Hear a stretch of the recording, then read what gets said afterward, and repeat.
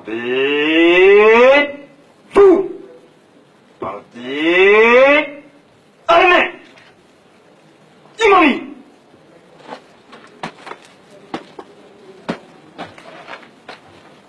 Monsieur le Président du tribunal militaire des garnisons Kitassa Matete, distingué membre de la composition, mon major, la police de l'Est est rangée pour vous rendre des honneurs. Il vous présente le prévenu qui comparait à l'audience de ces jours. Commandant police d'audience, adjudant-chef Mickey Matin. Je déclare l'audience de jeu ouverte à monter et répondre. Amenez major.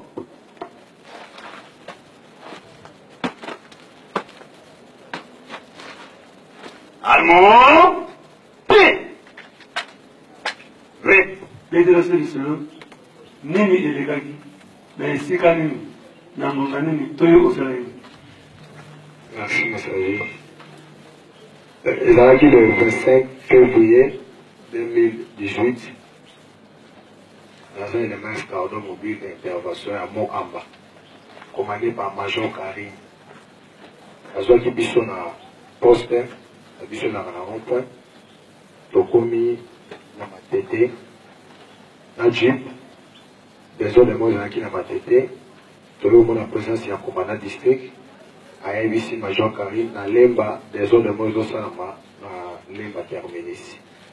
Tolongwe, Tokomi dans l'emba terminis, Major Karim, tant de combat dans l'emba terminis, Bichos Tokita qui n'a fait, Naza qui déjà dans ma belle, na kita qui n'a jeep déjà, tant de combat dans l'emba, na kita qui n'a jeep, Major Karim a un dispositif. Je vais les mains au Yaponaki, à Kitina Bango, à Bassena Bango. Les Bakeli Bosso, Bishotika di Bisso, Totika qui pona possible Jeep. On a Tika Kiwana, on a qui déjà ma belle, et na Tika Kiwana. On a qui na Sima Bango, on a qui tout par les Bosso, mais qui pour Yaponaki. Commissaire supérieur adjoint, le clé sur Karim. En avant.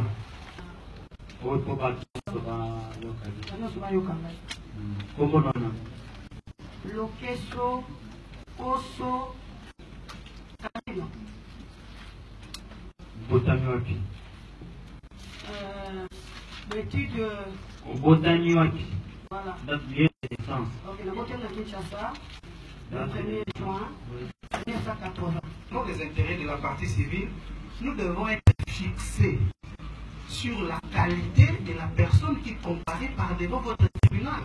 Lorsque le tribunal commence déjà à lui poser des questions sans qu'elle ne puisse prêter serment en tant que témoin, ça frise un peu notre manière de voir les choses. Nous pensons qu'elle doit prêter serment et de dire la vérité et rien que la vérité.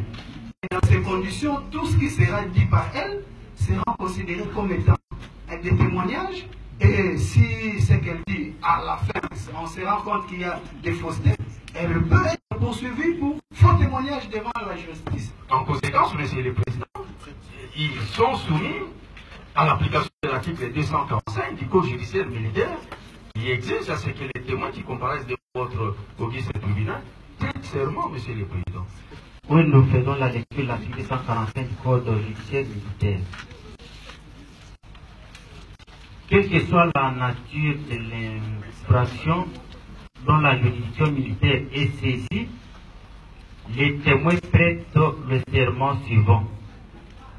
Je jure de dire la vérité, toute la vérité et rien que la vérité. Et rien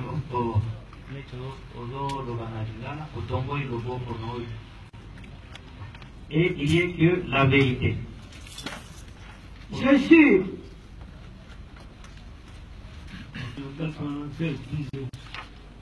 Vous avez une intervention sous cette moule. Dans la nuit vert, quand vous conjecturez moi partout de reconnaissance dans le secteur Nangaï, nakendaki na Kingaboa, nakendaki na Limete, nakendaki na Matraveto, mokuzabenga ke esengena koma na district. Donc comme la district, alors dit nakende na Saint-Michel. Il y avait une urgence là-bas. Ok, bah commander le secteur, basengaki, tout appuyer bango, de na koma kiwana. Moi, hors des années un peu, quand on a eu mon boulot kuna, Quand on a une présence, on a dispersé tout. Le grand district a commis.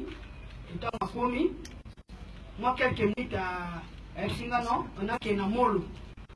Dans Molo, dans Saint-Benoît, il y a un trouble de l'ordre public et on a qui est appuyé les éléments d'Akiwana pour rétablir l'ordre public. On a qui dans Ngaïmoko, on a qui dans chauffeur, on a qui dans 2 commandants de la Kati, et puis on a 6 éléments. Donc, nous avons au moins une section moins. Est-ce que pour nous, Tokis a donné le Jeep? Oui, Azaki a Jeep. Vous savez, une temps de commune. Quand on a commis dans Molo, la population vraiment s'agitait. Quand on a commis dans Molo, juste dans la sucette à Molo, dans tel Jeep, je vis une personne non apparente à Guimélinga, aïe. Au moment où comme ça, il a voté, Diana qui est na soana mais comment est-ce qu'il y a que soit la population, aussi longtemps la population, et ça, agitant, et ça, qu'on s'agite, mais dit, oh non, c'est la question là-bas. Dans ma poussani, dans la population, parce qu'on était à une distance, il y a plus ou moins 50 mètres. Donc, je peux dire plus ou moins 50 mètres. Tant il y a poussani pour la population, et après, il y a eu ma projectile, il y a ma pierre, il y a ma banga, tout ça, vraiment, il y a ma cassi. Dans un site de ciment, dans un site de ciment, dans une équipe, juste il y a une intervention, et tout qui wana. N'est-ce pas que les bons citoyens se retirent. Que les bons citoyens se retirent. Après, vraiment, il y a eu vraiment ma cassi. Comme les spécialistes n'ont juste pour rétablir l'ordre public. Comme tout le matériel, il y a pour disperser, il y a pour ça le rétablissement de l'ordre public. Il y a qui ordre dans les policiers. Il y a ça la voie projectile, il y a lacrymogène. Donc on va projeter, nous sommes à boire qui dans ma boque, nous sommes à boire qui dans la physique. Toute la sope et qui met en route et du calme et peut-être. Après quelques temps, nous disperser la population. Avec mon amour, a tenu civil, d'une élévation à Major Carré, avec Tchanga Moussapiono, Namoni, Moto, Abeti Massassi, Moutakoui. Présence Boye, Nameshunanga, Namonaki Moutouté, même tout le monde qui a un bosson, Namonaki Moutakoui a quitté. Makarobi, Abeti Massassi, Moutakoui, après Tenga Moussapi. Les parlant, Major Carré, Naïlo Kaliboso, Abi Pesanga Monduki, na Pessia Monduki Nanga. À côté de la bénédiction, on a 6 à côté, bon, à Jongo direct, bon, autant on a un jeep, il y a un jeep. Tant que je n'ai qu'à son moyen, il y a un PD adjoint, les Mazubiso, peut-être temps, les Major Karine, suite à des détonations, qui a une détonation, il y a un sens différent, il y a un APJ Koi. Major Karine a un APJ Koi, à Vivi. Détonation à station, ils ont les réels, d'exercice. Il y a un jeep, tout comme il y a un associé d'un élément APJ Koi. Donc il y a un pas PD, APJ Savo à PD adjoint. À qui il y a un IPK. Au déploiement qui va élément d'Engeni. La déploiement qui va élément. Il y avait les autres, on a dit qu'il y a un jeep. Juste pour il y a combattre la jeep. Bon. Dans le moment, il y a une opération, et puis, tant moi je suis allé, mais je sais que dans Tikaki, dans Sima, d'un côté il y a siège. D'un côté il y a siège, il pourrait. Donc, Tikaki, au moins, il y a un nombre de 4 personnes dans Sima, et dans 4, il y a Jeep, d'un côté il y a siège à Sima. Dans 4, Tikaki, il y a une Pour nous, tu dis, avec une équipe. Azaraki, Tikaki, na Jeep. Et c'est quand on va faire mon corps. Na siège, on a à côté dorsal, on va faire un dorsal. Quand on est au Tiki Bango, on est passé par mon nid, exactement comme ça. On est passé par Bango, que moteur qui tâtait, on va la Jeep, parce que à venir, c'est un Tchaki Jeep, et là, à venir, mon corps, le côté de la carte. Alors, la population, à côté, peut-être, il y a un côté, on a, soit avec un mabanga bien à incendier, Dieu bien à ça peut-être le refus. Le tribunal peut laisser la personne qui témoigne faire sa déposition jusqu'à la fin. Parce que, s'il vous plaît, monsieur le président, permettez-nous. Oui, permettez-nous, monsieur le président. Elle l'a fait, mais elle n'a pas enseigné, elle n'a pas donné des éclaircissements par rapport aux faits qui sont arrivés jusqu'au décès. Il serait, comme le dit le confrère David, idoine que le tribunal laisse Madame Karine faire sa catharsis. C'est ce que les érudits appellent la maïeutique judiciaire ou juridictionnelle. Donc, laissez Madame Karine se vider pour permettre à tous les intervenants de poser les questions appropriées. Parce que la manière dont vous procédez, l'interrogatoire devient suggestif. C'est-à-dire, elle sait que vous-même vous l'orientez pour qu'elle dise ça et taise cela. Après un moment, le monsieur là, toujours en tenue civile, à côté église, le policier Tokis, et le monsieur là, a dit que non, mon major, le policier a bêti. Et on a puni à bêti, oh bêti moutou, ordre. Na monsieur là, en tenue civile, na juillet, na eti, na jeep, na continué na jeep, na botolier, manjou kazaki nango, tant à vérifier, je vis, au lieu il y a 10 munitions en balle blanche, parce qu'il y a 6 munitions. D'ailleurs, na gagné la vie, mais on a tika kio awa, ok, qu'on a kosala nini, na gagné na tien na kati, na juillet, bakal na mi balé. Na côté gauche, na côté droit. Lorsque la première équipe est partie avec leur chef, le commandant, le commissaire supérieur adjoint Karine, la Jeep s'était-elle déplacée après? Avait-elle fait un autre mouvement ou la Jeep était restée au lieu où le commandant avait laissé la Jeep avec l'équipe, la seconde équipe?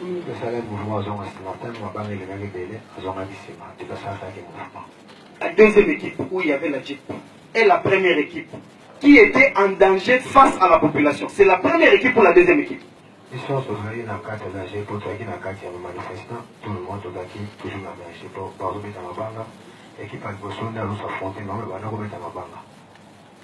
Question Ibosso, commissaire supérieur adjoint.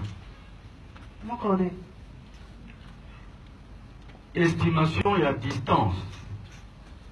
Peu ici, il y a arrestation, il y a Tokis vis-à-vis ici Rossi ou les manifestants Vadalaki, et vis-à-vis Jeep. Tu peux estimer la distance? Dans la lobby bien, à partir à Jeep, si on a poussé qui m'a moqué, dans un moment où les manifestants va disperser. Les acquis au moins, il y a plus ou moins 50 mètres. Que son âme repose en paix. C'est pour que nous sommes limités plutôt na portail wana ezakima musika. Et Mungani a dit que non, dans kati kuna église il n'y a personne. Et nous en tant que chrétienne, je sais qu'il y a il y a église, on ne peut pas entrer avec Bamandou. Et le gris est fermé. Moi, mes visions, les acquis azimut. Et puis c'est tout droit là où le manifestant, là où la population, donc je ne savais même pas, il y a qu'à déterminer la distance où les Araki. Il y a un gars qui est Araki, na estika, monsieur Mukende Rosi, est-ce qu'il Araki, en tout cas, on a quitté. Alobi, tango bokomi, Jeep gomi, Yé Amikité là déjà nassé. Quand vous avez fait aussi, Yé Aza déjà nassé. Et ça bon? Invité mon colonel, puisque je vous ai dit que tant que tu as commis, et moi-même, je suis dans le coup de thé. Il y a beaucoup qui a vendu. Parce que les commandants qui sont dans la Moutouka, et lui a quitté. Je ne sais pas si il y a dans la qui n'a pas été pour les Kangaï.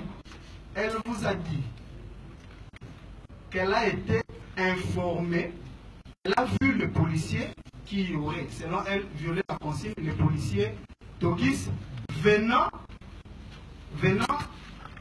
et indiqué par un élément en tenue civile, un non apparent comme elle l'a appelé.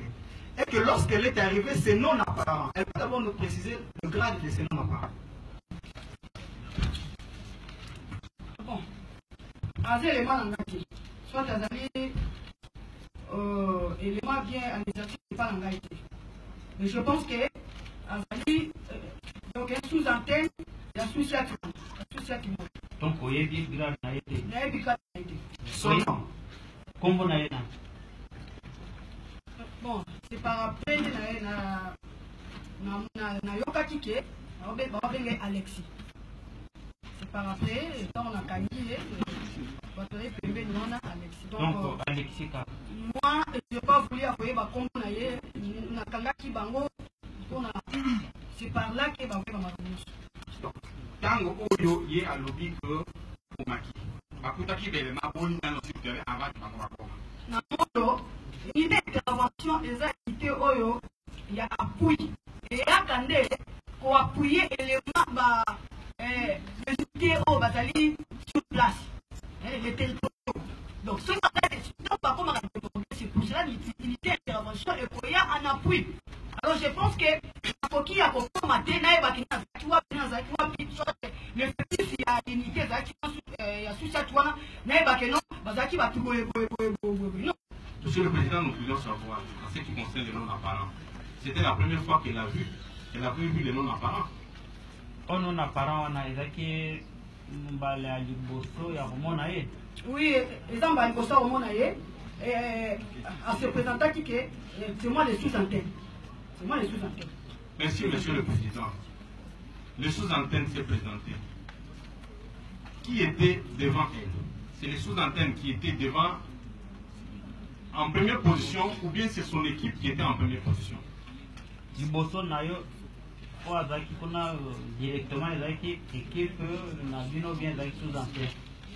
Mais sous le capitaine na zonge lisusu. L'unité d'intervention ça vient en appui. Et il y a qu'à appuyer l'unité où ils ont débordé et c'est une nécessité mon robot. Quand on a nié na kitaki na mutu nous atika na mutuka et les sous-antennes aïe et si quand la et si quand tu peux là qui en parallèle na social alors que non c'est moi sous-antenne mon conduit au tika là que soit là-bas et c'est comme ça parce que les commandants en place bien mutu azali wana responsable yenda ba repesa yo ba version non c'est bien bona. Et comme nous venons en appui comme les commandants azar responsable de wana aïe alors que non. Mais c'est comme ça. Sous-antenne s'est présenté. Où s'est retrouvé Tokis et son équipe? Tout le monde, ils étaient à bord. Nicolas Moutouba et moi et les policiers. Quelle est sa position par rapport à cette contradiction pour un commandant et son subalterne? Le commandant dit nous étions restés dans le véhicule. Tout le monde. Le subalterne dit à l'arrivée, nous sommes descendus. Comment il peut conclure? Donc, ça veut dire qu'il y a Kitaki. Ça veut dire que non, à Kitaki, et les commandants dans la Moutouka, à Kitaki n'a pas gagné. Mais néanmoins, tout ça qui n'a Moutouka, bisous.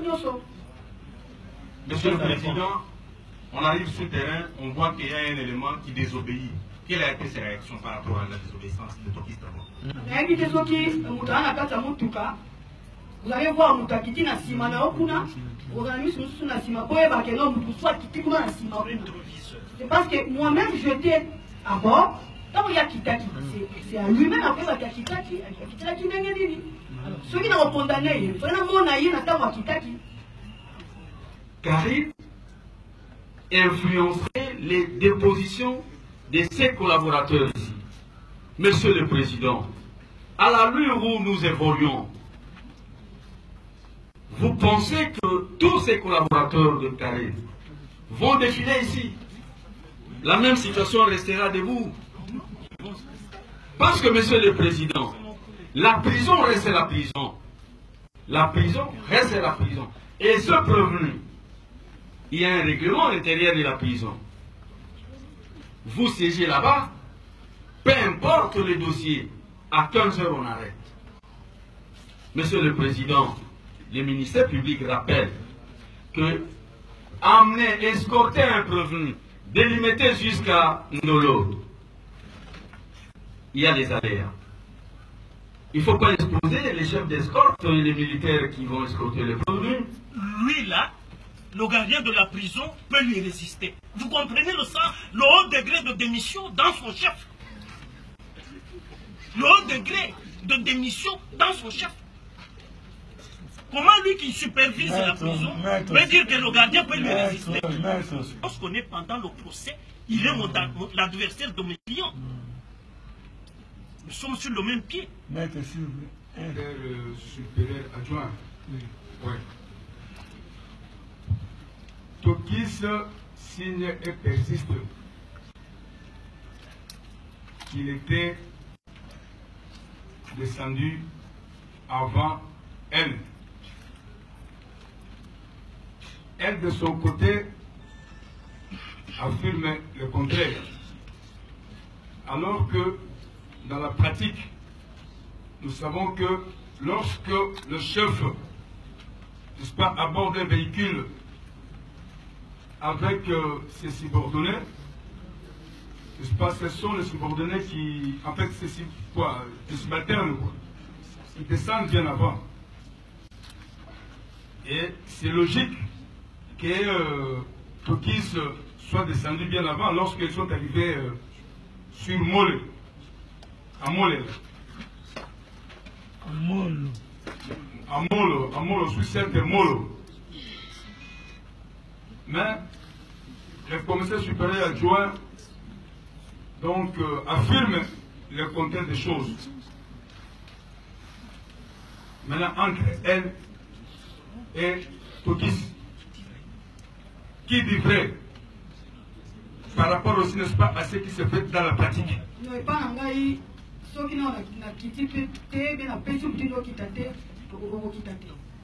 Et c'est comme ça. Ils savent mieux que ceux qui n'ont pas besoin de dire qu'ils t'attendent, tout le monde a quitté. Et il y a ceux qui n'ont quitté, sont qui t'attendent.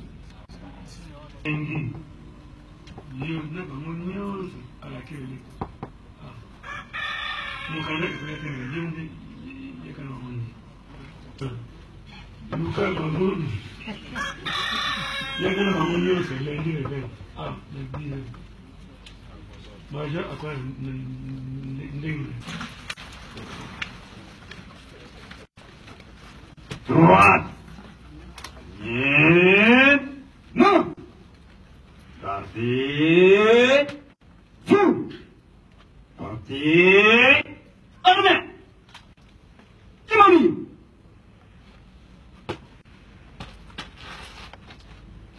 Monsieur le Président du tribunal militaire de garnison Kinshasa Matete, discernement de la composition, mon major, le temps de séjour élevé.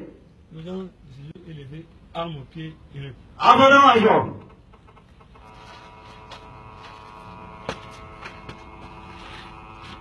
Armand, pied.